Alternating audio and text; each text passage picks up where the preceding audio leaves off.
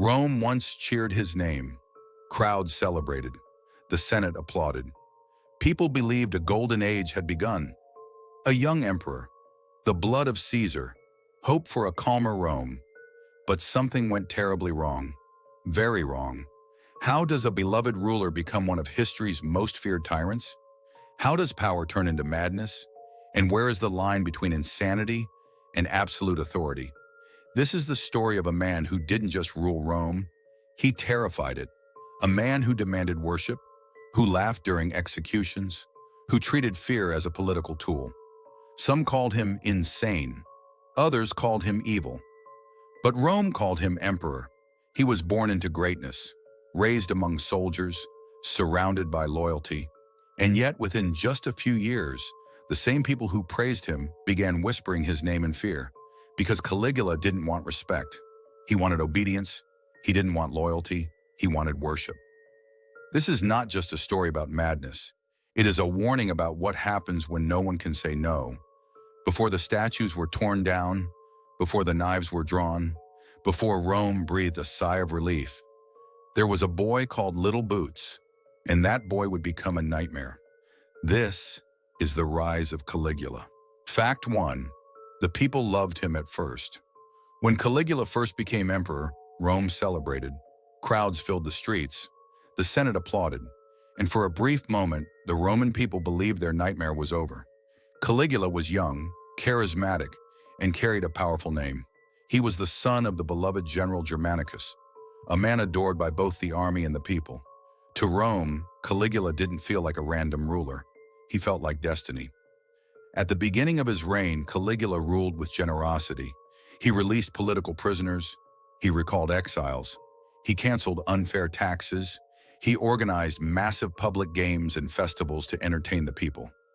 After years of fear under Emperor Tiberius, Rome finally felt free again. Ancient writers describe how people praised Caligula openly. Some even compared him to a savior sent by the gods. For the first few months, there were no mass executions, no terror, no madness, just hope. Coins were minted with his image. Statues were raised in his honor. The people trusted him. And this is what makes Caligula's story so disturbing. Because the man Rome once loved would soon become the emperor Rome feared the most. And the same crowds that cheered his name would later whisper it in terror. Fact 2. He declared himself a god. After the early months of popularity, something changed. Caligula no longer wanted to be loved. He wanted something far more dangerous. He wanted worship. In ancient Rome, emperors were respected, honored, even glorified after death. But Caligula broke that rule. He demanded divine status while still alive. He ordered statues of Roman gods to be altered, their heads removed and replaced with his own. Temples meant for Jupiter or Apollo were suddenly connected to Caligula's image. And it didn't stop there. Caligula appeared in public dressed as different gods, as Jupiter, as Apollo, even as Venus. He demanded sacrifices in his name. He forced senators to address him not as emperor, but as a living god. Refusing was not an option. To Rome's elite, this was terrifying, because declaring yourself a god meant something very clear. You are above the law. You cannot be questioned. You cannot be opposed. Religion became a weapon. Fear replaced tradition. Ancient writers describe senators trembling as they performed rituals meant to honor Caligula's divinity, knowing that a single wrong gesture could mean death. For the Roman people, the message was clear. Caligula was no longer ruling Rome. He believed Rome existed to worship him. This moment marked a turning point. From that day forward, power was no longer limited by custom, law, or sanity. It was absolute. And absolute power, when treated as divine, becomes something far more dangerous than madness. It becomes untouchable. Fact 3. He ruled through fear. Caligula did not believe loyalty was enough. He believed fear was stronger. Very quickly, Rome learned that power under Caligula came with no safety. Not for senators, not for generals, not even for his closest allies. Executions became unpredictable. Men were arrested without charges, trials were rushed, or skipped entirely. Punishments were public, sudden, and often cruel. Caligula wanted Rome to understand one thing clearly: No one was safe. Ancient sources describe how senators lived in constant terror. They never knew if a joke, a glance, or a pause in speech would be interpreted as disrespect. Caligula enjoyed this fear. He once declared, "Let them hate me, as long as they fear me." This was not accidental cruelty. It was strategy. Fear kept people silent. Fear kept opposition invisible. Fear replaced law. Even his friends were not spared. Caligula executed relatives, advisors, and political allies without hesitation. Trust meant nothing. Proximity to power only increased danger. Public executions became spectacles, not justice, but warnings. Rome stopped speaking openly. Conversations moved to whispers. Faces learned to hide emotion.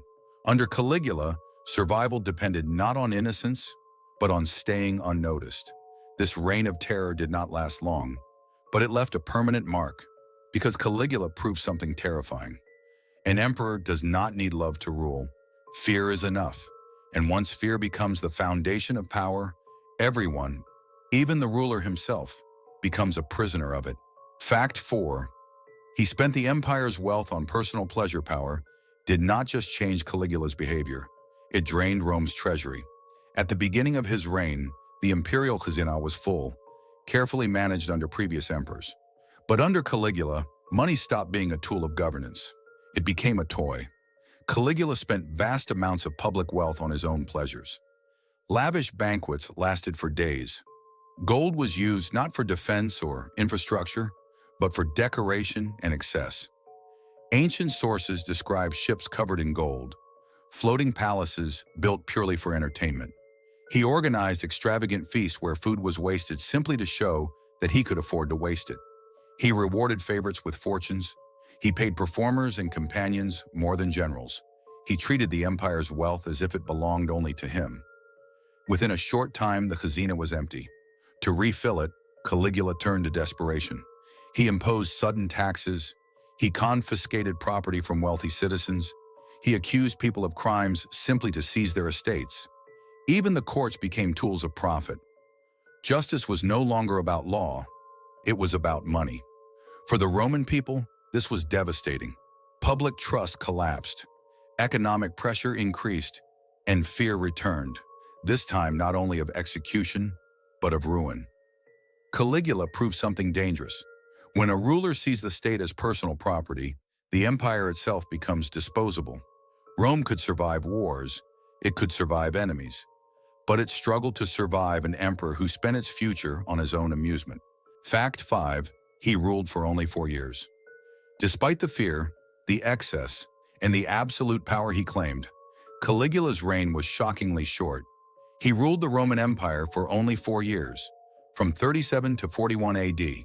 At first glance, 4 years may not seem extraordinary, but for an emperor who ruled through terror, demanded worship, and treated the empire as personal property, 4 years was an eternity, and yet it was also his limit.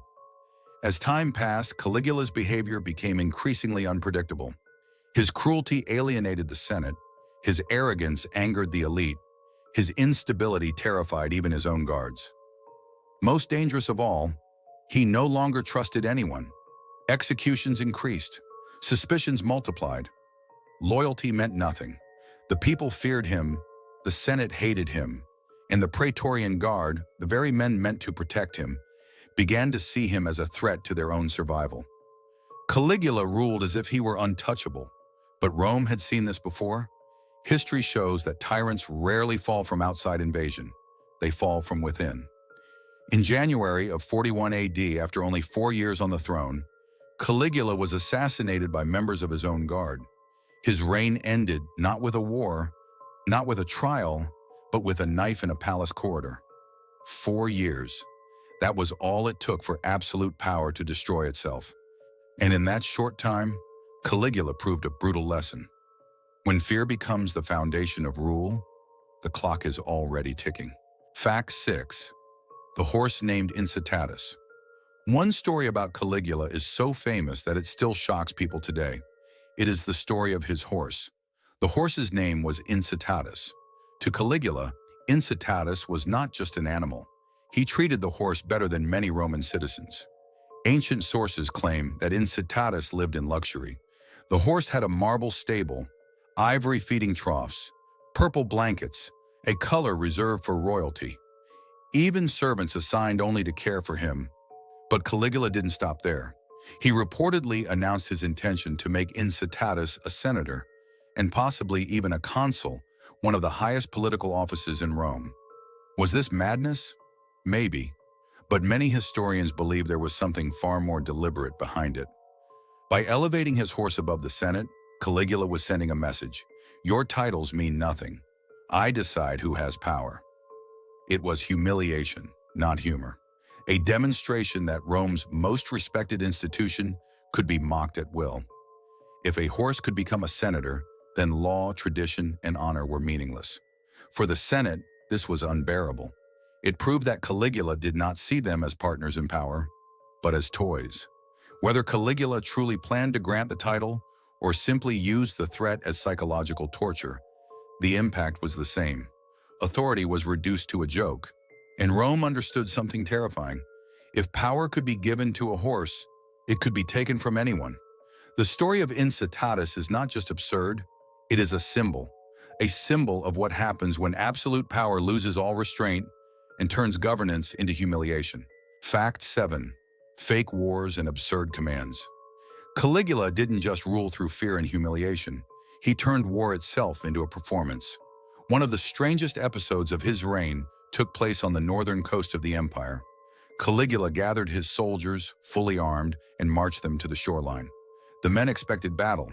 Instead, Caligula gave an unbelievable order. He declared war on the sea. According to ancient sources, Caligula commanded his soldiers to advance toward the waves, strike the water with their weapons, and then collect seashells from the shore. These shells, he announced, were the spoils of victory, trophies taken from the sea god himself. To the soldiers, it was confusing. To the Senate, it was humiliating. To Rome, it was terrifying. Because this was not a joke. It was power without restraint. By issuing absurd commands and forcing obedience, Caligula proved a dangerous point. Reality no longer mattered. Only his will did. Refusing such an order would mean punishment or death. So the army obeyed.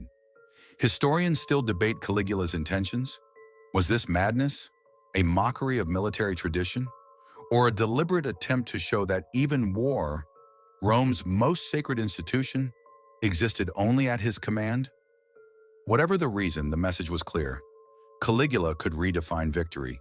He could rewrite meaning, and he could turn the most serious acts of the empire into theater. For Rome, this was another warning sign. An emperor who treats war as a joke will eventually treat lives the same way. Fact 8. He changed after a severe illness. At the beginning of his reign, Caligula was not the monster history remembers. But then, only a few months after becoming emperor, something happened. Caligula became gravely ill. Ancient sources describe a sudden and serious sickness, one so severe that many believed he would die. Rome waited. Prayers were offered. The future of the empire seemed uncertain. And then, Caligula survived. But the man who recovered was not the same man. After his illness, his behavior changed dramatically. He became cruel where he had once been generous, paranoid where he had once been trusting, obsessed with power where he had once sought approval. Historians have long debated what this illness was. Some suggest encephalitis. Others believe it was severe epilepsy, meningitis, or even poisoning. There are also theories of psychological trauma triggered by sudden absolute power. Whatever the cause, the effect was undeniable. Caligula began to see enemies everywhere. He lost patience for disagreement. He acted impulsively, violently, and without restraint. Those closest to him noticed the change immediately. Fear replaced loyalty. Uncertainty replaced hope. This illness did not simply weaken Caligula's body. It may have unlocked something darker, or removed whatever limits once restrained him. Was it madness, or was it power finally freed from conscience? We may never know. But one thing is certain. The Caligula who emerged from that sickness was the Caligula Rome would come to fear. Fact 9. He was assassinated by his own guards. Caligula's reign did not end in battle. It ended in betrayal. By the year 41 AD, fear had reached its limit. The Senate hated him, the elite despised him, and even the Praetorian Guard, his personal protectors, were no longer loyal. They were afraid. Caligula had threatened officers, humiliated guards, and executed men without warning. Power had become unpredictable, and unpredictable power is dangerous to everyone around it. So a decision was made. During a routine walk through a palace corridor, Caligula was attacked. Daggers were drawn, blows were struck again and again. He was killed not by enemies of Rome, but by those sworn to protect him. His wife and young daughter were also murdered shortly afterward, a brutal attempt to erase his bloodline. When the news spread, Rome did not riot. Rome exhaled. Ancient writers describe relief, not grief. Caligula's death was not mourned. It was accepted as necessary. His assassination proved a timeless rule of history. A ruler who governs through fear will eventually be destroyed by it. Fact 10. Rome tried to erase him from history. Caligula was dead, but Rome was not finished with him. After his assassination, the Senate attempted something drastic. They tried to erase him from history. This practice was known as damnatio memoriae, the condemnation of memory. Statues of Caligula were destroyed or defaced. His name was removed from inscriptions. Coins bearing his image were melted down. Rome wanted to pretend he had never existed. But here is the irony. The harder Rome tried to erase Caligula, the more unforgettable he became. Because silence does not erase fear, it preserves it. Ancient historians wrote about him not to honor him, but to warn future generations. Was Caligula truly insane, or was he something even more terrifying? A ruler who understood exactly how far power could go when no one dared to resist. Historians still debate this question, but one truth remains clear. Caligula became a symbol, not just of madness, but of what happens when absolute power is unleashed without limits. Rome tried to forget him. History refused.